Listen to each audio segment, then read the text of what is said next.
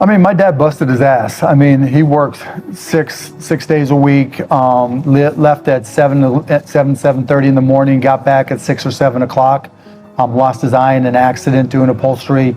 He had a staple break when he was putting covering on a car seat. It was a middle class upbringing. My mom did odd jobs. They just wanted something better. I mean, my grandparents came over from Russia, and my dad was the first generation, my uncles were the first generation Americans, like my mom too. And, like every child of immigrants, they wanted better for their kids. Everybody's got something that they're good at, and the hard part is just finding it. And I found out early that I was a good salesperson, that I really liked business.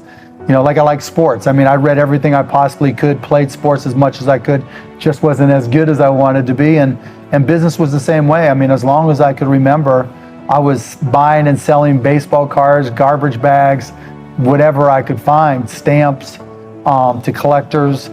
But I was also reading everything I possibly could about business. And, I was that unusual kid that I'd rather read about Ted Turner than go to the movies. And so I think that created a foundation. And my parents, my dad used to always say, I don't understand what you're doing, but I'm glad you're doing it. And so I had my ups and downs along the way, of course. But I just think that I just put in the time and was fortunate enough to really get excited about business, and that paid off benefits over the long haul. I mean, you can fake it till you make it in a lot of areas, particularly if you're working for somebody else. But at the end of the day, if you're going to be great at something, you've got to make the effort to be great at something.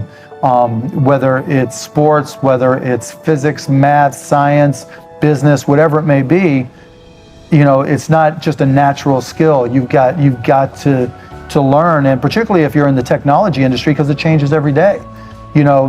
When I got started, and after I was a bartender when I first came to Dallas, got into the PC industry, got fired, started my own company, but I learned early on that there was always something new, and most people didn't put in the time to learn it.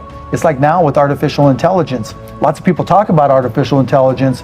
Lots of people talk about machine learning and neural networks. Not a lot of people are putting in the time to take classes or do the tutorials or to learn how to apply it to business, and that's what it takes. And that's just something I've always enjoyed, so I've been fortunate at that. There's nothing that AI won't impact. As big as having been around a while, I saw the impact of PCs, then I saw the impact of local area networks, then I saw the impact of wide area networks, then I saw the impact of the internet, then I saw the impact of mobile, then I saw the impact of wireless. Now I'm seeing the impact of artificial intelligence, and it dwarfs any of those things. And if I don't understand how to apply it to my businesses, I mean, I remember selling PCs and software and walking in saying, you don't need to use that pen and paper on a notepad or a ledger pad. Now we're going to give you a spreadsheet, and by the way, here's a spreadsheet that costs $495, and I had to pay to go get trained on how to sell it, which is crazy now when you think about it. But then we said, okay, now you can play what if. Then we said you can connect these PCs. Unless I understood the technology, how was I going to explain it?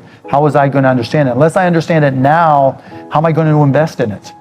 Then I got to go trust somebody who says, oh yeah, I know AI, and maybe they do, maybe they don't. And it's really easy just to okay, say you figure it out. That's just not my style. If you truly believe AI is going to change everything, how are you going to understand what people are doing to change everything unless you at least have a foundational understanding of it? Now, I'm not going to build a 1,000,000-layer neural network and try to change the world. I'm not going to show you, I'm not going to write a research paper and saying, here's why the lottery ticket approach works, and you can build smaller neural networks with less data and be more resource efficient. But I can read that stuff and understand that when somebody says, okay, we're building this project and we need this size data set or this size data set, or we need this amount of resources, I can ask questions and understand the answers.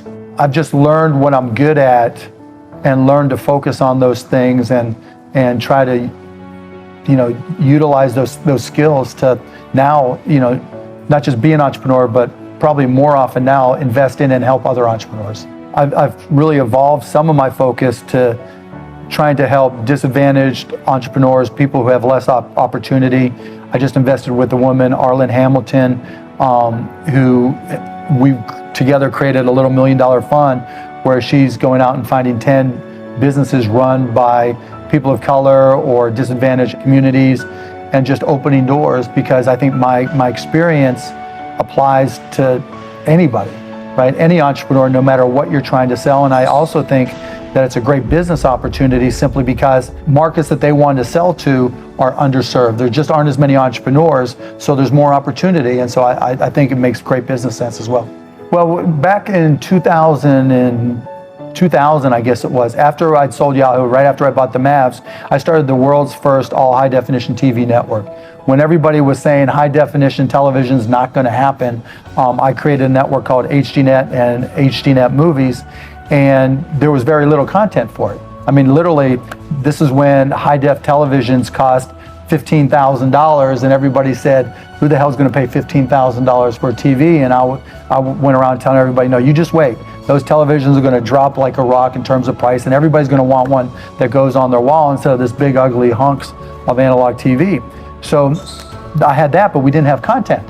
And so we wanted to go out there and create content. And we also bought Landmark Theaters, which we have since sold.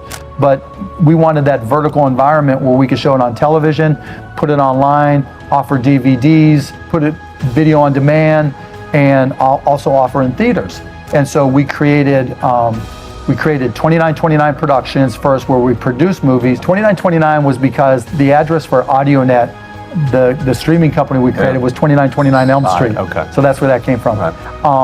And then, so we had movie production 2929. We had Landmark Theaters. We also bought Reicher Entertainment, which we've since sold, that owned Hogan's Heroes and some others, so that we could put it on HDNet Films, and then Landmark. And so the idea was to have it vertically integrated. Right. So we were the first company to produce a movie, put it online, download.